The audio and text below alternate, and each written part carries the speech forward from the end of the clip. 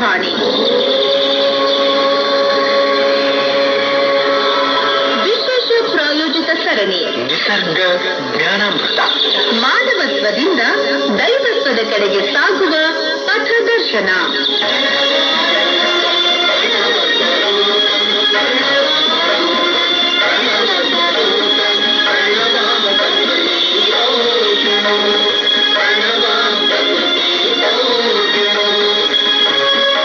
ಪ್ರಾಯೋಜಕರು ಬೈಕು ಸಂಗಣ್ಣ ಯೋಗ ಮತ್ತು ನಿಸರ್ಗೋಪಚಾರ ಕೇಂದ್ರ, ಶ್ರೀ ಗುರುಬಸವ ಮಹಾಮನೆ, ಮನಗುಂಡಿ, ಧಾರವಾಡ.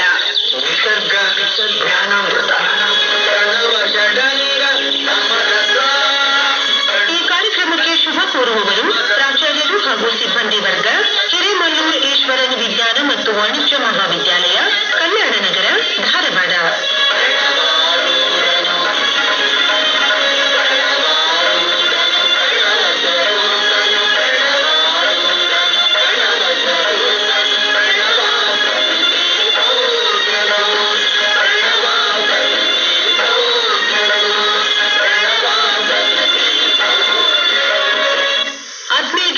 ತಮ್ಮೆಲ್ಲರಿಗೂ ನಮಸ್ಕಾರ. ನಿಸರ್ಗ ಜ್ಞಾನಾಮೃತ, ಮಾನವತ್ವದಿಂದ ದೈವತ್ವದ ಕಡೆಗೆ ಸಾಗುವ ಪಥದರ್ಶನ ಕಾರ್ಯಕ್ರಮ ಸರಣಿಗೆ ಆತ್ಮೀಯವಾದ ಸ್ವಾಗತ. ಧಾರವಾಡ ತಾಲೂಕು ಮನಗುಂಡಿಯ ವೈದ್ಯ ಸಂಗಣ್ಣ ಯೋಗ ಮತ್ತು ನಿಸರ್ಗೋಪಚಾರ ಕೇಂದ್ರದ ಬಸವಾನಂದ ಸ್ವಾಮೀಜಿಯವರು ಸ್ಟುಡಿಯೋದಲ್ಲಿದ್ದಾರೆ. ನಮಸ್ಕಾರ ಸ್ವಾಮೀಜಿ. ನಮಸ್ಕಾರ. ಕೇಳುಗರೆ, ಹಿಂದಿನ ಸಂಚಿಕೆಯಲ್ಲಿ ಯಮ ನಿಯಮಗಳಲ್ಲಿ ಶೌಚದ ಬಗ್ಗೆ, ಶುಚಿತ್ವದ ಬಗ್ಗೆ ಸಾಕಷ್ಟು ಮಾಹಿತಿಯನ್ನ ನಾವೆಲ್ಲರೂ ಪಡೆದುಕೊಂಡಿದ್ವಿ. ನಾವು ಶುಚಿಯಾಗಿದ್ರೆ ನಮಗೆ ಸಂತೋಷ ತಂತಾನೆ ಬರ್ತದೆ. ಹಾಗಾದ್ರೆ ಇವತ್ತು ಸಂತೋಷದ ಬಗ್ಗೆ ಸ್ವಾಮೀಜಿಯವರು ಮಾತನಾಡ್ತಾರೆ, ಕೇಳೋಣ. ಈಗಾಗಲೇ ನಾನು ಸಾಂದರ್ಭಿಕವಾಗಿ ಸುಖದ 3 ಪ್ರಕಾರಗಳನ್ನು ಹೇಳಿದ್ದೀನಿ. ನಮ್ಮ ಶ್ರೋತೃಗಳು ಬರೆದು ತಿಳಿಸಿದ್ದಾರೆ. ಸುಖ, ಸಂತೋಷ, ಆನಂದ ಅಂತ ಹೇಳ್ಬಿಟ್ಟು. ಆದ್ರೆ ಈ ನಿಯಮದಲ್ಲಿ 2ನೇದಾದಂತ ಸೂತ್ರ ಸಂತೋಷ. ಈ ಸಂತೋಷಕ್ಕೂ ಆ ಸುಖ, ಸಂತೋಷ, ಆನಂದಕ್ಕೂ ಅಲ್ಲಿ ಬಳಕೆ ಆಗುವ ಸಂತೋಷ, ಇಲ್ಲಿ ಬಳಕೆ ಆಗ್ತಕ್ಕಂಥ ಸಂತೋಷ ಸ್ವಲ್ಪ ವ್ಯತ್ಯಾಸ ಇದೆ. ಯಮ ನಿಯಮಗಳಲ್ಲಿ ಬಳಕೆ ಆಗುವ ಸಂತೋಷ ಬೇರೆ, ಸ್ವಲ್ಪ ಬೇರೆ. ಏನಂದ್ರೆ ಇಲ್ಲಿ ತೃಪ್ತ ಜೀವನ, ಸ್ಯಾಟಿಸ್ಫೈಡ್ ಲೈಫ್ ಅಂದ್ರೆ ನಮಗೆ ಏನ್ ದೊರಕಿದೆಯೋ ಅದರಲ್ಲಿ ಸಂತೋಷವಾಗಿರ್ತಕ್ಕಂಥದ್ದು, ತೃಪ್ತಿಯಾಗಿರ್ತಕ್ಕಂಥದ್ದು. ಆಮೇಲೆ ನಮಗೆ ಏನು ಒಂದು ಅವಕಾಶ ಬಂದಿದೆಯೋ, ಬದುಕು ಅಂತ ಬಂದಿದೆ ಜೀವನ, ಅದನ್ನ ಪ್ರಸಾದವಾಗಿ ಸ್ವೀಕರಿಸೋದು. ಇದು ನನ್ನ ಸೌಭಾಗ್ಯ. ಈ ನನಗೆ ಸ್ವಾಮೀಜಿಯಾಗಿ ಕಾರ್ಯನಿರ್ವಹಿಸಬೇಕು ಅಂತಕ್ಕಂಥದ್ದು ಪರಮಾತ್ಮನ ಇಚ್ಛೆ. ನಾನು ಇದರಲ್ಲಿ ಎಷ್ಟು ಸಂತೋಷ ಕಾಣಬೇಕು ಅಂದ್ರೆ, ಎಷ್ಟು ತೃಪ್ತಿ ಕಾಣಬೇಕು ಅಂದ್ರೆ, ಇದಕ್ಕಿಂತ ಬೇರೆ ಒಂದು ಕೆಲಸ ನಿಮಗೆ ಕೊಡ್ತೀವಿ ಬನ್ನಿ ಅಂತ ಯಾರು ಕರೆದ್ರೂ ಕೂಡ ಇಲ್ಲ, ನನಗೆ ಇದರಲ್ಲಿ ಸಿಕ್ಕಿರೋ ಆನಂದ ಇನ್ನೆಲ್ಲೂ ಸಿಗಲ್ಲ, ಆದ್ರಿಂದ ನನಗೆ ಇದೇ ಇರ್ಲಿ ಅನ್ನೋಷ್ಟರ ಮಟ್ಟಿಗೆ ನಾವು ಸಂತೋಷವಾಗಿರ್ಬೇಕು. ಆದ್ರೆ ಇವತ್ತು ನಮ್ಮ ಬಹಳ ಜನ ಸ್ನೇಹಿತರನ್ನ ಗಮನಿಸಿದಾಗ ತಾವಿರುವ ಸ್ಥಿತಿನಲ್ಲಿ ಸಂತೋಷವಾಗಿಲ್ಲ. ತುಂಬಾ ಜನ ಏನೋ ಬೇರೆ ಬಯಸ್ತಾರೆ, ಇನ್ನೇನೋ ಆಗಬೇಕು ಅಂದ್ಕೊಂತಿರ್ತಾರೆ.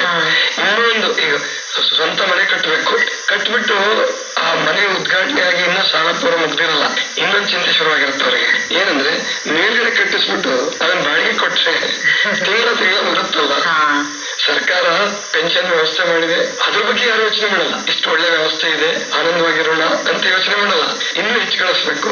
ಆವಾಗ ನಾನು ಹೇಳ್ತಿರ್ತೀನಿ ಕೆಲವು ಸ್ನೇಹಿತರಿಗೆ, ಇಡೀ ವಿಶ್ವದ ಸಂಪತ್ತು ಕೊಟ್ಟರು ಕೂಡ ಮನುಷ್ಯನಿಗೆ ತೃಪ್ತಿ ಆಗಲ್ಲ. ಅಲ್ಲಿ ಚಂದ್ರಲೋಕದಲ್ಲಿ ಏನಿರ್ಬೋದು, ಮಂಗಳದಲ್ಲಿ ಏನಿರ್ಬೋದು ಅಂತ ಚಿಂತೆ ಶುರುವಾದ್ರೆ ಯಾವತ್ತು ನಾವು ಸಂತೋಷವಾಗಿರೋದು? ಅದಕ್ಕೆ ಶರಣರು ಒಂದು ಶಬ್ದ ಬಳಸ್ತಾರೆ, ಬಹಳ ಚೆನ್ನಾಗಿದೆ. ಅದು ಗಾದೆ ತರನೂ ಇದೆ, ನೆನ್ಪಿಟ್ಕೊಳಕ್ಕೂ ಚೆನ್ನಾಗಿದೆ. ಬರೀ ಬೆಳ್ಳಿ ಹಾಯೋದೇ ಆಯ್ತಪ್ಪ, ಅಟ್ಟುಳ್ಳದೇ ಆಗ ನೀವು. ಬೆಳ್ಳಿ ಅಂದ್ರೆ ಅದೇ ಕೊಳ್ಳು ಅಂತೀರ, ಕೊಳ್ಳು.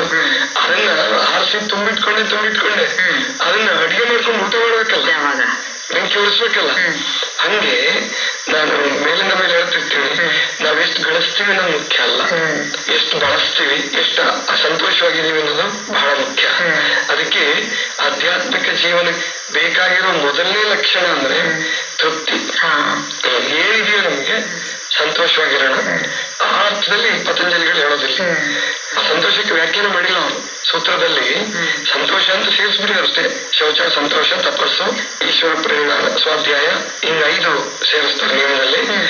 ಅದರಲ್ಲಿ ಒಂದೊಂದಕ್ಕೂ ವ್ಯಾಖ್ಯಾನ ಮಾಡಕ್ ಹೋಗಲ್ಲ ಅವರು. ಹೇಗಿರ್ಬೇಕು ಸಂತೋಷ ಅದನ್ನ ನಾವೇ ಕಂಡ್ಕೋಬೇಕು. ನಮ್ಮ ಸ್ನೇಹಿತರ ಜೊತೆ ಹಂಚ್ಕೊಳ್ಳೋದೇನಂದ್ರೆ, ನಾವು ತೃಪ್ತಿಯನ್ನು ಕಂಡ್ಕೊಳ್ಳದೆ ಹೋದ್ರೆ ಅದು ಬರಲ್ಲ. ತೃಪ್ತಿ ಅಂತಕ್ಕಂಥದ್ದು ಬರಲ್ಲ, ನಮ್ಮೊಳಗೆ ಹುಟ್ಟುವಂತ ಗುಣ ಅದು. ಗುಣ ಬೇರೆ ಹುಟ್ಟುಗುಣಗಳು ಬರ್ಬೋದು, ಆದ್ರೆ ತೃಪ್ತಿ, ಅದಕ್ಕೆ ಶರಣರು ಪರಿಣಾಮ ಅಂತ ಬಳಸ್ತಾರೆ. ಅದು ಒಳ್ಳೆ ಶಬ್ದ, ಬಹಳ ವಿಶೇಷವಾದ ಶಬ್ದ. ಬೇರೆ ಸಾಹಿತ್ಯಗಳಲ್ಲಿ ನಿಮಗೆ ಸಿಗಲ್ಲ. ಪರಿಣಾಮ, ಮಾದಿವಕ್ಕನವ್ರದೊಂದು ವಚನ ಬರುತ್ತೆ, ತನು ಕರಗದವರಲ್ಲಿ ಮಜ್ಜನವನಲ್ಲಿಯ ನೀನು. ಅದರಲ್ಲಿ ಹೇಳ್ತಾ ಅವರೊಂದು ಮಾತು ಹೇಳ್ತಾರೆ, ಪರಿಣಾಮಿಗಳಲ್ಲದವರಲ್ಲಿ ನೈವೇದ್ಯವನಲ್ಲಿಯ ನೀನು. ಬಹಳ ವಿಶೇಷವಾದ ಶಬ್ದ ಇದು. ಪರಿಣಾಮಿಗಳಲ್ಲದವರಲ್ಲಿ ಅಂದ್ರೆ ಯಾರ ಜೀವನದಲ್ಲಿ ಪರಿಣಾಮ ಇಲ್ಲ, ತೃಪ್ತಿ ಇಲ್ಲ, ಅವರು ಆನಂದವಾಗಿಲ್ಲ, ಸಂತೋಷವಾಗಿಲ್ಲ, ಅವ್ರು ನೈವೇದ್ಯ ಕೊಟ್ಟಿದ್ದನ್ನು ಪರಮಾತ್ಮ ಸ್ವೀಕರಿಸಲ್ಲ. ಆದ್ರೆ ವಿಚಿತ್ರ ಏನಾಗಿದೆ ಅಂದ್ರೆ ದೇವರ ಹತ್ರ ನಾವು ಹೋಗೋದೇನೆ ಬೇಡಕ್ಕೆ. ಅಪ್ಲಿಕೇಶನ್ ತಗೊಂಡೇನೆ, ತೃಪ್ತಿ ಇಲ್ಲ ನಮ್ಗೆ, ಕೊಡು ದೊಡ್ಡ ಲಿಸ್ಟ್ ತಗೊಂಡೋಗ್ಬಿಡ್ತೀವಿ.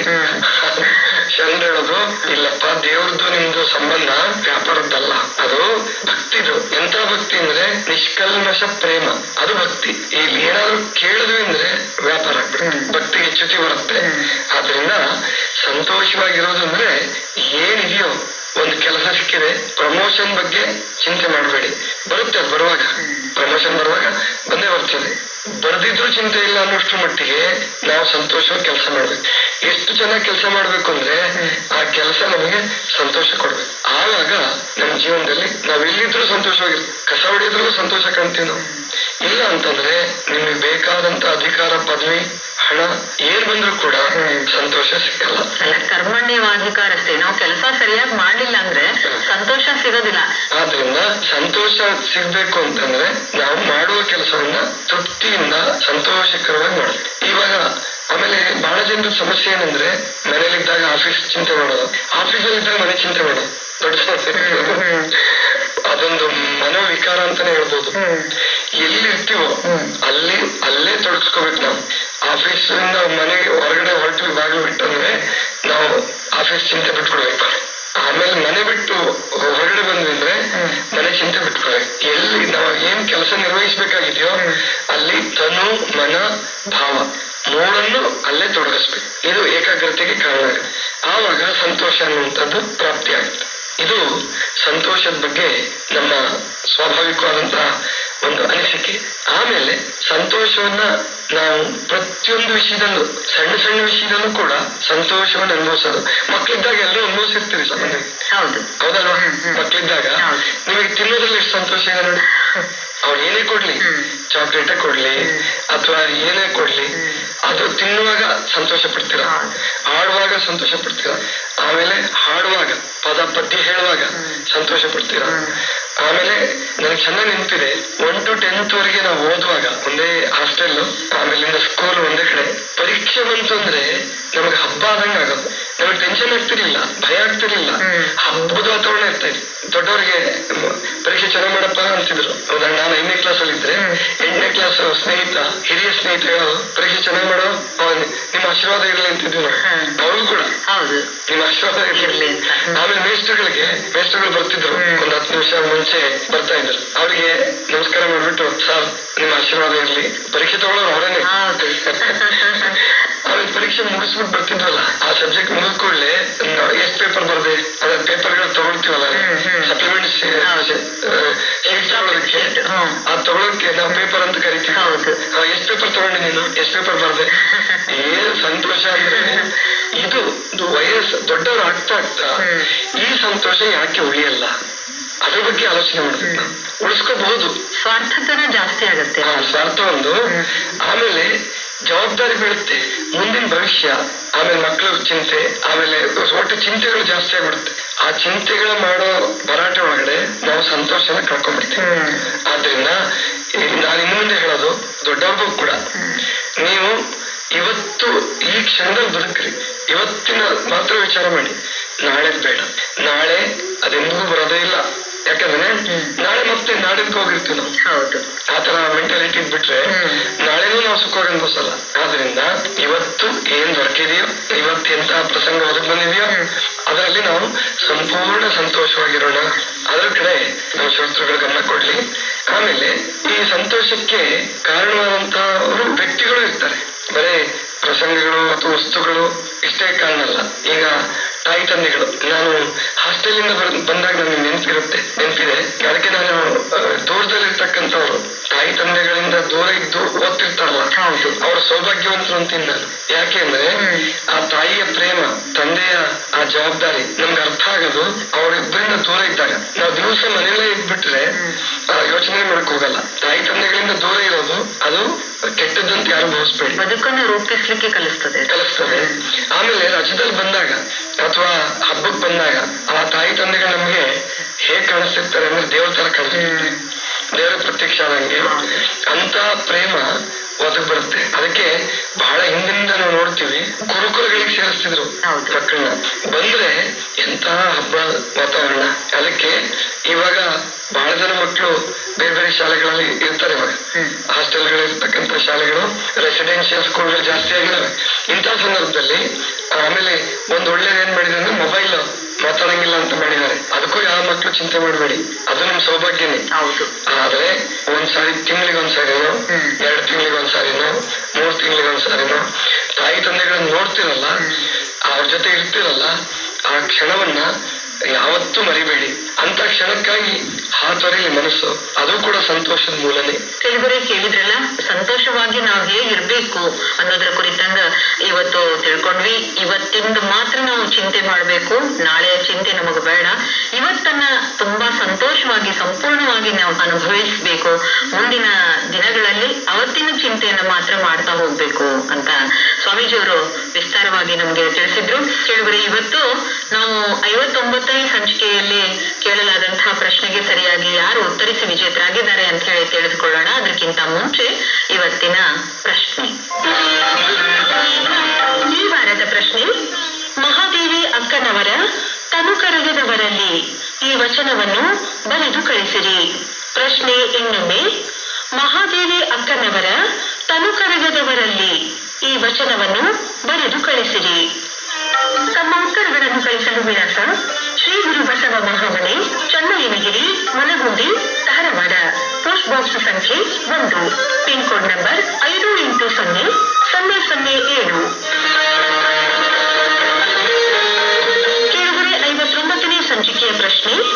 ಯಾವುದೇ ಒಂದು ವಿಷಯವನ್ನು ನಮ್ಮ ಆತ್ಮಗತ ಮಾಡಿಕೊಳ್ಳಬೇಕಾದರೆ ಅನುಸರಿಸಬೇಕಾದ 3 ಹಂತಗಳು ಯಾವುವು ಎನ್ನುವುದನ್ನು ಬರೆದು ಕಳಿಸಿರಿ.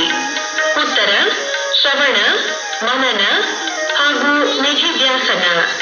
ಸರಿಯಾಗಿ ಉತ್ತರಿಸಿ ಬಹುಮಾನಕ್ಕೆ ಆಯ್ಕೆಯಾದ ನಮ್ಮ ಅದೃಷ್ಟಶಾಲಿ ವಿಜೇತರು: ಪ್ರಥಮ ಅದೃಷ್ಟಶಾಲಿಗಳು ಶರಣಪ್ಪ ಕೂಡ್ಲಪ್ಪ ಮೆಣಸಿನಕಾಯಿ, ನಿವೃತ್ತ ಶಿಕ್ಷಕರು, ಗಣೇಶನಗರ, ಧಾರವಾಡ. ದ್ವಿತೀಯ ಅದೃಷ್ಟಶಾಲಿ ವಿಜೇತರು ಮಂಜುನಾಥ್ ಈರಪ್ಪ ಕಟಬಿ, ಬಸವೇಶ್ವರ ಓಣಿ, ಗೋರಾಬಾಳ, ಬೆಳಗಾವಿ ಜಿಲ್ಲೆ. ತೃತೀಯ ನಮ್ಮ ಅದೃಷ್ಟಶಾಲಿ ವಿಜೇತರು ರುದ್ರಪ್ಪ ಕಳ್ಳಿಮನಿ, ಸಮಾಜ ವಿಜ್ಞಾನ ಶಿಕ್ಷಕರು, ಅಟಲ್ ಬಿಹಾರಿ ವಾಜಪೇಯಿ ವಸತಿ ಶಾಲೆ, ಬಾಡ, ಹಾವೇರಿ ಜಿಲ್ಲೆ. ವಿಜೇತರಿಗೆ ಅಭಿನಂದನೆಗಳು. ಕೇಳಿದರೆ 60ನೇ ಸಂಚಿಕೆಯ ವಿಜೇತರ ಹೆಸರುಗಳನ್ನು ಮುಂದಿನ ಸಂಚಿಕೆಯಲ್ಲಿ ತಿಳಿಸಲಾಗುವುದು.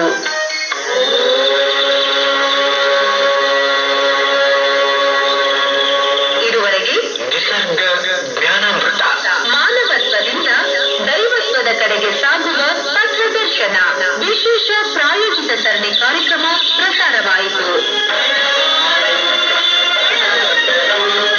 ಭಾಗವಹಿಸಿದ ತಜ್ಞರು ಶ್ರೀ ಬಸವಾನಂದ ಸ್ವಾಮಿಗಳು, ಶ್ರೀ ಗುರು ಬಸವ ಮಹಾಮನೆ, ಮನಗುಂಡಿ, ಧಾರವಾಡ. ಈ ಕಾರ್ಯಕ್ರಮಕ್ಕೆ ಶುಭ ಕೋರುವವರು ಪ್ರಾಚಾರ್ಯರು ಹಾಗೂ ಸಿಬ್ಬಂದಿ ವರ್ಗ, ಹಿರೇಮಲ್ಲೂರು ಈಶ್ವರನ್ ವಿಜ್ಞಾನ ಮತ್ತು ವಾಣಿಜ್ಯ ಮಹಾವಿದ್ಯಾಲಯ, ಕಲ್ಯಾಣ ನಗರ, ಧಾರವಾಡ. ನಿರೂಪಣೆ ಜಿ. ಸುರೇಖಾ ಸುರೇಶ್. ಸಂಯೋಜನೆ ಸೋಮಶೇಖರ್ ರೂಳಿ. ನಿರ್ಮಾಣ ನೆರವು ಶೈಲಜಾ ರಾಜ್ಕುಮಾರ್. ನಿರ್ಮಾಣ ಶರಣಬಸವ ಚೋಳಿ.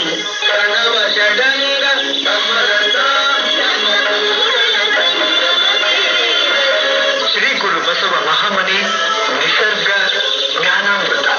ಈ ಕಾರ್ಯಕ್ರಮದ ಪ್ರಾಯೋಜಕರು ವೈದ್ಯ ಸಂಗಣ್ಣ ಯೋಗ ಮತ್ತು ನಿಸರ್ಗೋಪಚಾರ ಕೇಂದ್ರ, ಶ್ರೀ ಗುರು ಬಸವ ಮಹಾ